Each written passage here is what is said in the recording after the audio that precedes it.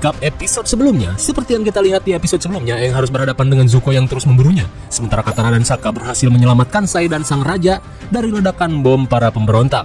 Namun akibat keributan yang dilakukan Zuko, Aang yang berusaha memadamkan api malah tertangkap oleh tentara kerajaan tanah.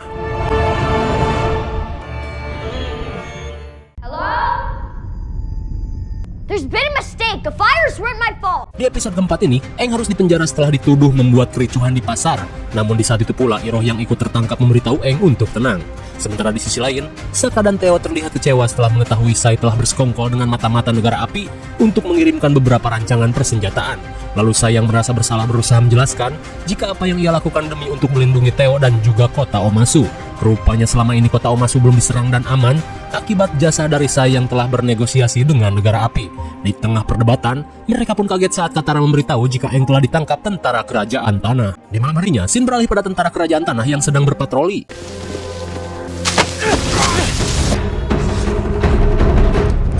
Rupanya Zuko yang khawatir pada keselamatan pamannya memutuskan untuk menyusup ke dalam kerajaan tanah. Kemudian scene beralih pada 100 tahun lalu di kota Omasu. Ketika itu, terlihat Aang menemui temannya yang bernama Bumi.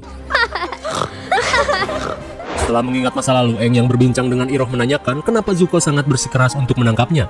Mendengar hal itu, Iroh menjelaskan jika misi Zuko menangkap Aang bukan untuk kepentingan perang seperti Komandan Zhao, melainkan untuk mengambil tahtanya sebagai putra mahkota Raja Api yang kini hilang setelah ayahnya mengusirnya secara tidak hormat. Kemudian scene beralih pada Sokka dan Katara yang berencana untuk membebaskan Aang.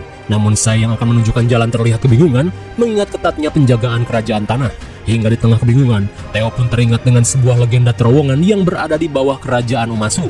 Namun Sai berkata jika terowongan itu dikenal sangat berbahaya karena siapapun yang masuk ke sana tidak akan bisa kembali lagi. Dan menurut Cenah, terowongan itu dijaga oleh roh yang mengerikan. Tapi meskipun begitu, Katara yang ingin menyelamatkan Aang meminta Sai untuk mengantarnya ke terowongan yang dimaksud. Sebelum pergi, Sokka dan Sai sedang mencari peta terowongan yang mengarah ke istana. Hingga di tengah kesibukan, Sai pun panik saat kembali mendapat surat dari negara api. Namun kali ini, Sokka menyarankan Sai untuk membongkar semuanya pada Raja Omasu dan menjebak para mata-mata. Ketika Sai merasa khawatir, Teo yang optimis meminta ayahnya untuk berjuang.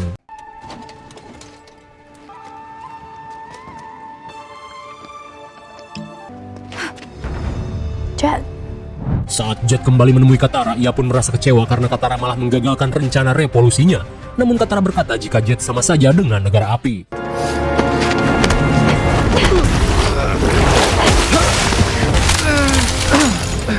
That's because of me. That wasn't you. Kembali ke penjara, para tentara terlihat membawa Iroh ke suatu tempat untuk dilakukan kerja paksa. Namun Aang, ia mendapat keistimewaan untuk bertemu dengan Raja Omasu yang terkenal sangat sangar. Setelah melihat Aang, sang raja berkata jika sebenarnya Aang adalah seorang avatar dari pengendali udara. Bumi! Rupanya Raja Omasu adalah Bumi, teman Aang 100 tahun lalu. Aang pun heran dengan Bumi yang mampu bertahan hidup lebih dari 100 tahun. Namun Bumi berkata, yang namanya juga umur siapa yang tahu. Namun Bumi merasa heran dengan Aang yang berumur 100 tahun namun masih saja bocil gundul seperti dulu. Lantas, Bumi berniat mengajak Aang untuk menceritakan kejadian yang dialaminya sambil makan-makan. Di tengah meriahnya pesta mukbang, Bumi yang sudah mengetahui kisah Aang tetap merasa kecewa karena ia menduga jika Aang kabur saat penyerangan dan malah turun di dalam es selama 100 tahun. Mendengar hal itu, Aang menegaskan jika hal tersebut merupakan sebuah kecelakaan. Di tengah perdebatan, Aang meminta Bumi untuk melepaskannya karena ia harus segera pergi ke suku air utara dan menyelamatkan orang-orang yang akan diserang negara api.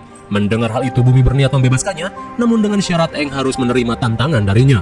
Meskipun tak tahu tantangan apa itu, Aang yang tak punya waktu akhirnya menerima tantangan tersebut. This was the only opening in the mountain. Kembali pada Katara dan Sokka yang baru tiba di Goa Terlarang. Mereka pun semakin heran saat mendengar suara musik. Well, good. Grab that, would you? Shake it. So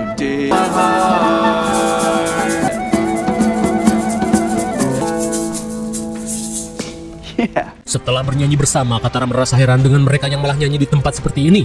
Melihat mereka baik-baik saja, Sokka pun menduga jika mitos terowongan yang mengerikan hanya sekedar cerita belaka. Mendengar hal itu, si Pak Kumis berkata jika terowongan itu benar-benar ada dan sangat mengerikan. Mereka pun diminta untuk tidak pernah pergi ke sana. Di tengah keheranan, si Pak Kumis pun menceritakan kisah terciptanya terowongan itu. Di mana pada zaman dulu, ada sepasang kekasih bernama Oma dan Su. Namun mereka tak bisa saling bertemu akibat desa mereka bermusuhan satu sama lain. Hingga akhirnya mereka belajar pengendalian tanah pada sosok tikus tanah dan membuat membuat sebuah terowongan labirin untuk bertemu secara diam-diam. Hingga di tengah peperangan, Su sangat terpukul setelah mendengar kabar jika Oma sang kekasih terbunuh dalam peperangan. Lalu Su yang murka langsung menggunakan pengendalian tanah dan menghentikan peperangan. Setelah itu, kedua desa pun berdamai dan menciptakan sebuah kota baru bernama Omasu. Setelah mendengar kisah tersebut, namun Katara dan Sokka tetap nekat untuk menyelamatkan Aang.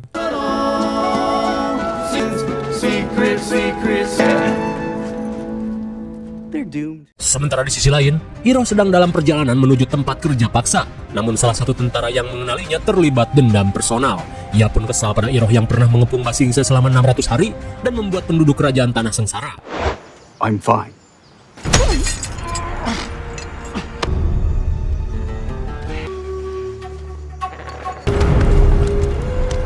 Tanpa sepengetahuan mereka, Iroh melemparkan medali White Lotus sebagai tanda jejak. Hingga sesaat kemudian, Zuko yang sedang melakukan pencarian akhirnya menemukan jejak dari pamannya.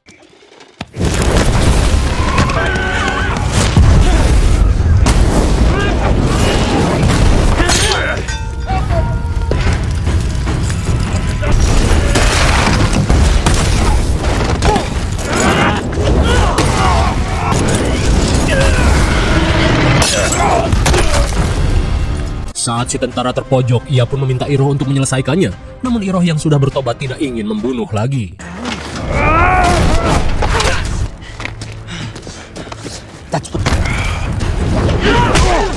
Setelah menolong pamannya, Zuko pun diminta untuk segera pergi sebelum bantuan kerajaan tanah berdatangan. Kemudian scene beralih pada Sokka dan Katara yang memasuki terowongan keramat.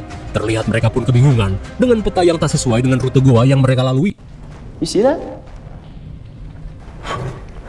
Well, what do you know? Sokka pun merasa takjub dengan kilauan cahaya di tempat tersebut. Ia pun menduga jika hal ini merupakan sebuah petunjuk untuk melintasi terowongan. Namun Katara berkata jika ini hanyalah sebuah batu akik yang menghiasi terowongan saja dan bukan sebuah petunjuk. Hingga di tengah cekcok kakak beradik ini, mereka yang tak punya banyak waktu bergegas melanjutkan perjalanan. Yeah, from the scroll. He knows how those memories can hold you back. Oh? We're just crystals. Like I thought. Sial sekali, setelah cukup jauh berjalan, mereka malah menemukan jalan buntu. Tanpa diduga jalan yang telah mereka lalui sudah berubah. Rupanya terowongan ini bisa berubah-ubah dengan sendirinya. Di tengah kepanikan mereka yang sedang mencari jalan keluar tiba-tiba saja mendengar sesuatu.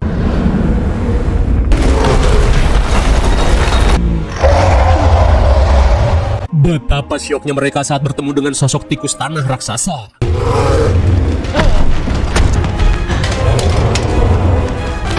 Dead end. Katara, I'm sorry.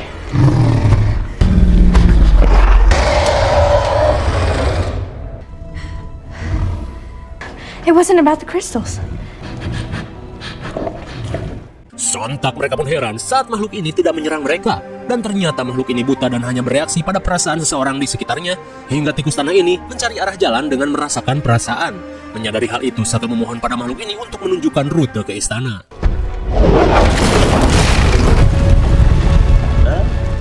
Kembali pada Aang, terlihat ia diajak Bumi ke suatu tempat. Kemudian Bumi mengingatkan Aang untuk berhati-hati dalam melangkah.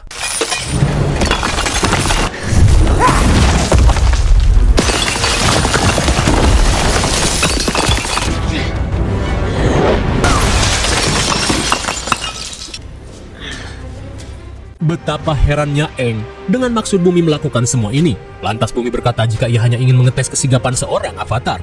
Dan kini, Bumi mengajak Aang untuk melanjutkan perjalanan. Di depan sebuah pintu besar, Bumi berkata jika di balik pintu ini ada sebuah tantangan yang harus Aang hadapi. Sesampainya di arena, rupanya Bumi ingin menguji Aang untuk terakhir kalinya dengan cara mengajaknya Baiwan adu mekanik sampai mati.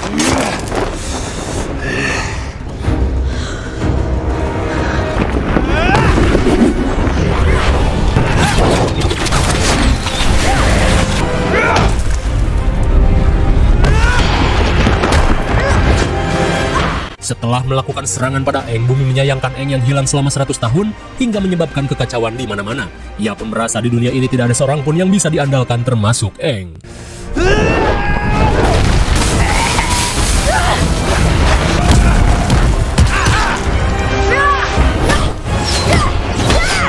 Di tengah sengitnya adu mekanik, Bumi berniat memberikan tantangan terakhir.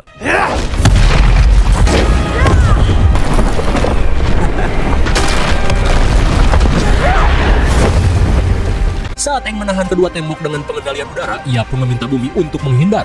Namun Bumi ingin Aang melepaskan batu di atas kepalanya dan menjadi pemenang. Hal itu pun dibutuhkan bagi seorang avatar agar tidak lembek. You have to save the whole world.